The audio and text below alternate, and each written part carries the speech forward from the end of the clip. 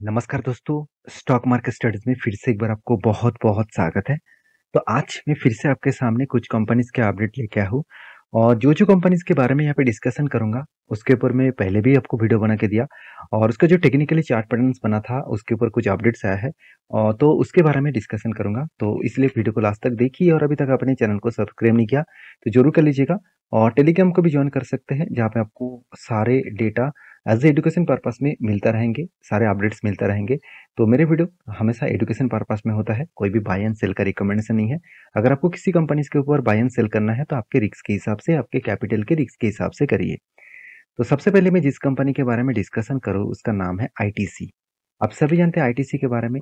Last कुछ 5 years तक ITC ने कुछ खास परफॉर्मेंस नहीं दिया था और कोविड के बाद जो कंपनी ने धमाका दिखाया, वो देखने का लायक है।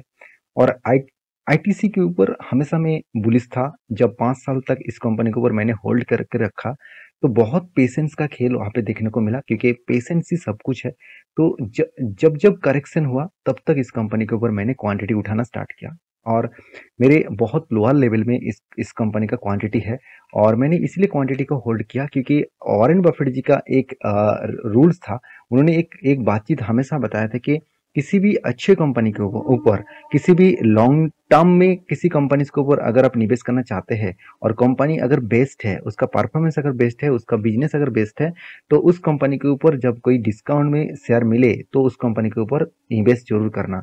तो इस डिसीजन के हिसाब से मैं कंटिन्यूसली इस कंपनी के ऊपर जब गिरावट हुआ था, तब से मैं माल उठा रहा था। कौन सा लेवल में मैंने खरीदारी किया स्टार्ट, मतलब एवरेज करना स्टार्ट किया। हायर लेवल में भी बाई है, तो एवरेज कौन सा लेवल में किया मैं आपको दिखाऊंगा।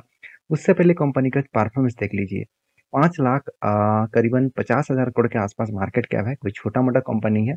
हाँ, इस कंपनी के ऊपर इतने बड़े जो मार्केट कैप दिख रहा है, इसमें कुछ देखा जाए तो एफएमसीजी का बिजनेस है, सिगरेट सेक्टर में और होटल्स में, साथ ही साथ पेपर बोर्ड्स, पेपर इंडस्ट्रीज में, पैकेजिंग में, एग्रीकल्चर बिजनेस में कंपनी का बिजनेस चलते रहते हैं। तो कंपनीज के बारे में एक चीज मैं आपको बता दूं, कंपनी का पी रेशियो जो है वो 27 के आसपास है। कंपनी का आरओसी आरओई देखा जाए तो बेस लेवल में देखने को मिला और कंपनी के इंडस्ट्रीज पी रेशियो 16 के आसपास देखने को मिला है। तो कंपनीज के डेप्थ ऑफ इक्विटी जीरो है और प्रोमोटर के पास होल्डिंग्स भी जीरो है। जब मैं फर्स्ट टाइम इस कंपनी के ऊपर स्टडी किया था, तब मुझे एक चीज़ देखने में एक चीज़ सबसे पहले देखकर मैं चिंता में था कि इस कंपनी के ऊपर निवेश करूँ या ना करूँ। कि इस कंपनी का प्रोमोटर ज़ीरो है, मतलब कोई भी होल्डिंग्स नहीं है। तो प्रोमोटर होल्डिंग्स नहीं है, तो मैं चिंता में पड़ गया कि इस कंपनी के ऊपर निवेश करूँ क्या ना करूँ। तो तब मुझे और भी बहुत सारे कंपनीज़ देखने को मिला जहाँ पे प्रोमोटर होल्डिंग्स नहीं है। इसी तरीके से और एक निफ्टी 50 का और एक दिग्गज कंपनी है जिसका नाम है एल&टी, जिसके पास भी कोई भी प्रोमोटर होल्डिंग्स नहीं है। तो उस इस तरीके से कंपनीज के ऊपर प्रोमोटर होल्डिंग नहीं है, इसका मतलब कंपनी खराब है, ऐसे सोचकर निवेश नहीं करेंगे तो आप बहुत बड़ा दुविधा में हो सकते हैं। तो आप देख सकते हैं कंपनी का परफॉर्मेंस के बारे में। तो डेट ऑफ डे 15 दिनों के अंदर अंदर कंपनी के हाथ में पैसा आ रहा है।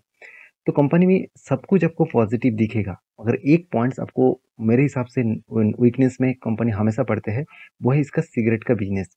देखिए, गवर्नमेंट के रूल्स के हिसाब से सबसे ज़्यादा टैक्सेशन देना पड़ता है वो है तंबाकू को प्रोडक्ट के ऊपर और अल्कोहल प्रोडक्ट के ऊपर। तो अल्कोहल और तंबाकू प्रोडक्ट के ऊपर ज़्यादा से ज़्यादा टैक्सेशन देना पड़ता है। इसका मतलब इस सिगरेट सेक्टर में कंपनी जितना भी रेवेन्यू जनरेट करे, तो उसमें जितना भी सेल्स करे, उससे कई गुना ज़्यादा उसको टैक्सेशन पे करना पड़ता है। उस बेसिस में कंपनी के रेवेन्यू घट जाते हैं। तो कंपनी के देखिए जो परफॉर्मेंस है, अगर क्वार्टरली रिजल्ट के बारे में बात करूँ, तो लास्ट जो मतलब क्वार्टर्स गया, वहाँ पे कंपनी का सेल्स थोड़ा सा डाउन हुआ पिछले सालों की तुलना से। तो कंपनी का सेल्स डाउन हुआ, इसका मतलब कंपनी प्रॉफिट को भी डाउन करेगा, इसे बिल्कुल नहीं, क्योंकि कंपनी ने अच्छी तरीके से एक्सपेंस को कंट्रोल कर लिया। जो पिछले सालों की तुलना से एक्सपेंस बहुत कम हुआ और इसी के चलते कंपनी ने नेट प्रॉफिट को जनरेट किया और यहाँ पे अच्छी तरीके से कंपनी 4,400 करोड़ से 5,100 करोड़ तक कंपनी प्रॉफिट को जनरेट किया। और इस प्रॉफिट को पॉजिटिव में दिखाने के बाद कंपनी के ऊपर एक मोमेंटम देखने को मिला और थोड़ा सा भी करेक्शन हुआ। कहाँ तक हुआ मैं आपको दिखाऊंगा टेक्निकली चार्ट पैटर्न्स में। उससे पहले कंपनी के और एक पॉइंट्स आपके साथ शेयर करूँ, वो देखेंगे तो कंपनी का देखिए सेल्स ग्रोथ ऑब्वियसली एवरेज के आसपास है, प्रॉफिट ग्रोथ भी एवरेज के आसपास है। कुछ टाइम ऑफ पीरियड में कुछ खराब गया, बाकी तो ठीक ठाक ही है। देखिए, 10 साल में कुछ खास परफॉर्मेंस नहीं है, 5 साल में भी कुछ खास परफॉर्मेंस नहीं है, यहाँ पे तो नेगेटिव था। आज तो पॉजिटिव दिख रहा है, एक टाइम नेगेटिव में था क्योंकि कंपनी के ऊपर खास गिरावट हुआ था, उसीलिए नेगेटिव में था। और बाकी देखिए 3 साल और 1 साल में अच्छा खासा रिटर्न दिया और सेल्स कंपनी का रिटर्न ऑफ इक्विटी भी अच्छा खासा देखने को मिला। इसी चीज को एज ए इन्वेस्टर के बारे में बात करूं तो म्यूचुअल फंड वाले ने लास्ट कुछ क्वार्टर्स में सेल ऑफ तो किया मगर उतना ज्यादा सेल नहीं किया। इसका मतलब क्या है, जो नीचे लेवल से बाय करके रखे थे वो टॉप लेवल में सेल प्रॉफिट बुकिंग करना स्टार्ट किया, तो इसलिए छोटा मोटा सेल हो रहा है।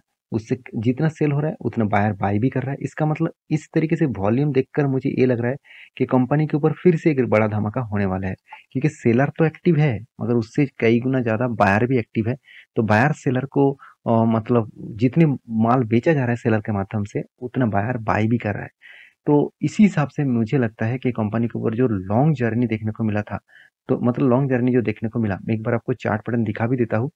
तो देखिए कोविड के टाइम में जब यहाँ पे करेक्शन हुआ, इस लेवल में करेक्शन हुआ, तब इस रेंज रेंज में भी मैंने बाय किया, यहाँ पे भी बाय किया और एक थोड़ा सा हायर लेवल में बाय किया। इस रेंज को एवरेज करेंगे तो इस रेंज में मेरा बाय है। हाँ, मैं जरूर कहूंगा और भी पहले भी बाय था, ऐसे नहीं कि इस लेवल में भी मेरा बाय है। और मैं एवरेज करते जाता हूँ जब भी इस कंपनी के ऊपर सेल ऑफ देखने को मिलता है। तो यहाँ पे जो जो लेवल में ट्रेड बना तो वो मैं आपके साथ शेयर किया। और यहाँ पे ध्यान से देखेंगे तो कंपनी के ऊपर एक अच्छा खासा ट्रेड यहाँ पे मेंशन किया गया। वो ट्रेड कुछ इस तरीके से है, इस चीज को आप ध्यान से देखेंगे तो क्या बना, एक कफ विथ हैंडल पैटर्न्स बना। तो आप इस चीज को देखेंगे तो यहाँ पे एक कप बना और उसके बाद एक हैंडल बना। तो कप विथ हैंडल पैटर्न्स बना और यहाँ पे एंटी लेवल्स भी बना है। अगर इसी चीज को मैं अगर टारगेट वाइज दिखा दूं तो एक बड़ा सा टारगेट होने वाला है। और बड़ा सा टारगेट मतलब कितना बड़ा टारगेट आप देख सकते हैं, ऑलमोस्ट 63% का टारगेट, ऑलमोस्ट जो प्राइस होगा 593 के आसपास। तो मैं इस टारगेट को लेकर ऑब्वियसली चल रहा हूँ और छोटा मोटा भी ट्रेड भी ले रहा हूँ।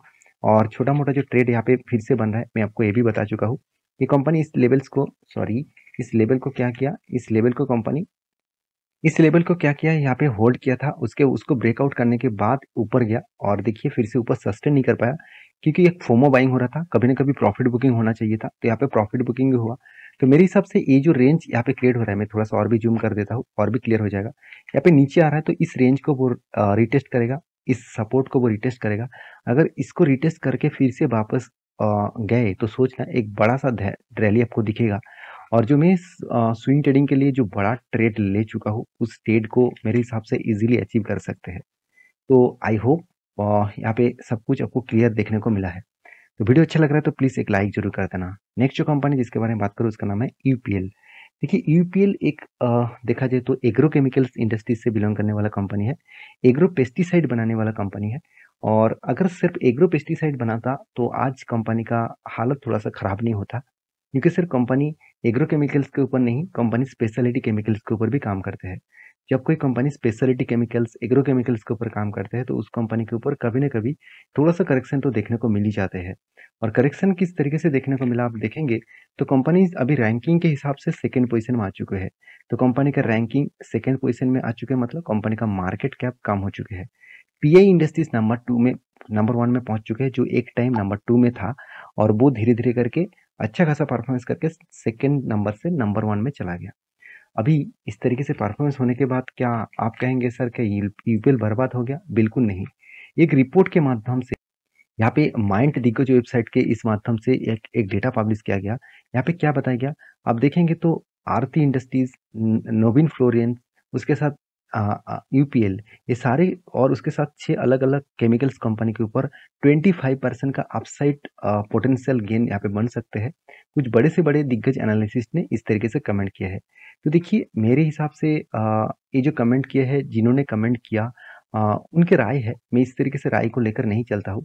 और आप देखेंगे तो आप कौन सा टेक्निकल इंस्टीट्यूशन ने इसको बाइंग टेंट दिया और किस किस कंपनी को दिया, आप देखेंगे तो आरती इंडस्ट्रीज, नोविन फ्लोरेंस, अल्कली जो अमिन्स है, उसके साथ ततप चिंतम फार्मास्यूटिकल्स, उसके साथ यूपीएल, ये 6 कंपनी के ऊपर उन्होंने 25% अपसाइड का टारगेट दिया। और किसने दिया, आप देखेंगे तो प्रभुदास लीलाधर, जो बड़े एक टेक्निकल रिसर्च टीम है, उन्होंने दिया। तो देखिए मैं कोई भी टेक्निकल रिसर्च टीम को मैं इस तरीके से मैं डिस्कस नहीं करता हूँ। मैं इसीलिए आपको इस चीज़ को दिखाया हूँ क्योंकि मेरे हिसाब से यूपीएल आज एक अच्छा खासा सस्ते दामों में आपको मिल रहा है। इससे बेस्ट अपॉर्चुनिटी शायद आपको ना मिले, क्योंकि कंपनी एक रेंज के हिसाब से भी ट्रेड कर रहा है। जिस तरीके से रेंज को वो रेंज के हिसाब से वो ट्रेड करते जा रहा है, फिर से वही रेंज को वो टेस्ट कर रहा है, मतलब लोअर साइड को टेस्ट कर रहा है। मेरे हिसाब से वो अपर साइड में जरूर जाएगा और एक अच्छा खासा धमाका रिटर्न दे सकते हैं। तो अभी इस तरीके से बातचीत जो किया गया है, आप उसी चीज को एज ए चार्ट पैटर्न के हिसाब से देखेंगे तो देखिए यहाँ पे ये जो रेंज बना इस रेंज को ध्यान से देखिएगा।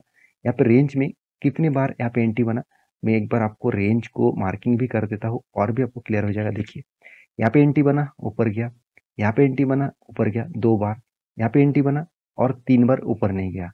इसका मतलब फिर से अगर मैं छोटा इस एंट्री लेवल को और भी छोटा कर देता हूँ, आप ध्यान से देखेंगे तो 1 बार, उसके बाद 2 बार, इसके बाद 3 बार, इसके बाद फिर से एंट्री लेवल यहाँ पे हुआ है। इसका मतलब फिर से यहाँ पे टारगेट बन सकता है।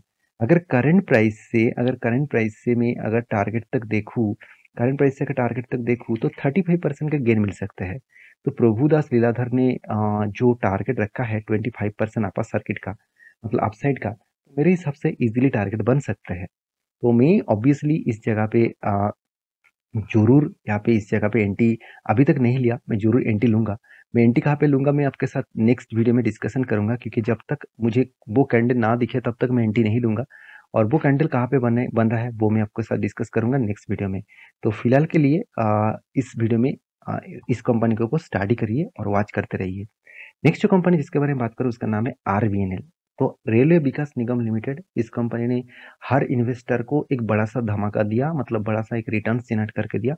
और तब से लेकर इस कंपनी के ऊपर बहुत ज़्यादा निवेशक निवेश करना स्टार्ट किया और साथ ही साथ ट्रेडिंग भी किया, क्योंकि इस कंपनी वंदे भारत का 200 ट्रेन का ऑर्डर कंपनी को मिला और तब से लेकर इस कंपनी के ऊपर लोगों को भरोसा और भी बढ़ चुके हैं। और देखिए वंदे भारत का जो 200 ट्रेन का जो ऑर्डर मिला, वो 200 ट्रेन का ऑर्डर कंपनी डायरेक्टली खुद काम नहीं करेंगे, उसके साथ रशिया के एक कंपनी के साथ डील्स करके ही काम करेंगे। तो इस कंपनी का जो खासियत है, मुझे जो जो चीज़ सबसे अच्छा लगा, कंपनी का पी रेशियो एकदम सस्ते में है। क्यों ना रहे सब सस्ते, क्योंकि कंपनी एक गवर्नमेंट कंपनी है। तो गवर्नमेंट कंपनी के ऊपर हमेशा आपको पी रेशियो सस्ते में दिखेगा, बुक वैल्यू के नीचे आपको ट्रेड करते हुए दिखेगा। तो कंपनीज की जो पी रेशियो है उसके साथ साथ आरओसी आरओई बेस्ड है। कंपनी का अच्छा खासा इनकम भी है, और सॉरी इनकम भी अच्छा खासा है। प्रोमोटर के पास होल्डिंग्स भी ज़्यादा था, इस बार ओएफएस के माध्यम से वो होल्डिंग्स को बेचा गया। तो अभी कंपनी के लिए कोई भी चिंता करने की जरूरत नहीं, क्योंकि ज़्यादा अगर होल्डिंग रहता तो आज नहीं तो कल वो ओएफएस के माध्यम से बेचता और शेयर में करेक्शन एक देखने को मिल जाता। तो प्रोमोटर के पास होल्डिंग्स होने के बाद भी कंपनी के पास डेप्थ ज़्यादा है मेरे हिसाब से, क्योंकि कंपनी कर्जा क्यों लिया वो देखना बहुत इंपॉर्टेंस है। तो कंपनी देखिए कर्जा पहले रिजर्व जितना था वो रिजर्व बढ़ते चला गया, और कंपनी का कर्जा जितना था उससे कर्जा कंपनी का बढ़ाते चला गया। कर्जा जो लिया गया वो कर्जा किस बेसिस में लिया गया ध्यान से देखेंगे तो कंपनी ने लॉन्ग टर्म के लिए कर्जा लिया। अभी लॉन्ग टर्म के लिए कर्जा क्यों लिया, क्योंकि कंपनी को 200 ट्रेन का ऑर्डर मिला। तो 200 ट्रेन तो ये नहीं कि 200 दिन में ही बना देंगे, ऐसे बिल्कुल भी नहीं, बहुत टाइम लगेगा। और इस टाइम में कंपनी को ज़्यादा पैसा गवर्नमेंट की तरफ से नहीं मिलेगा। तो कंपनी को थोड़ा थोड़ा करके प्रोजेक्ट कंप्लीट होने के बाद प्रोजेक्ट को ऑन गोइंग में कंपनी के ऊपर पैसा मिलेगा। तो कंपनी को टोटल प्रोजेक्ट को सबमिट करने के लिए, कंपनी को कंप्लीट करने के लिए प्रोजेक्ट को, तो उसको पैसे की जरूरत है। तो हाथ में तो उतना पैसा नहीं है, क्योंकि कंपनी का नेट प्रॉफिट कितना है 1400 करोड़। और सोचिए इस पैसे पे नहीं चलेगा, क्योंकि कंपनी का जो फिक्स एसेट है वो भी कम है। तो और कंपनी का जो ट्रेड रिसीव हुआ वो आप देखेंगे तो कंपनी को करीबन करीबन 950 करोड़ के आसपास ट्रेड रिसीव हुआ। तो ये सारे पैसे कहाँ से उठाएंगे, तो इसलिए कंपनी ने क्या किया, कर्जा ले लिया। तो फिलहाल के लिए मैं एक ही बात कहूँगा इस कंपनी के बारे में।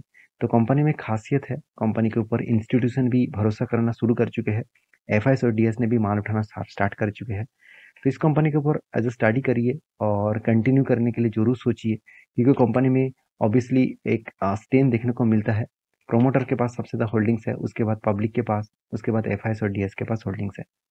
तो रही बात इस कंपनी के चार्ट पैटर्न्स का, तो मैंने आपको बहुत बार मेंशन किया, तो एक पुल एंड फ्लैग पैटर्न जैसा पैटर्न बना था, और इसको ब्रेकआउट करने के बाद एक टारगेट भी अच्छा खासा मिला, एक छोटा सा टारगेट मिला।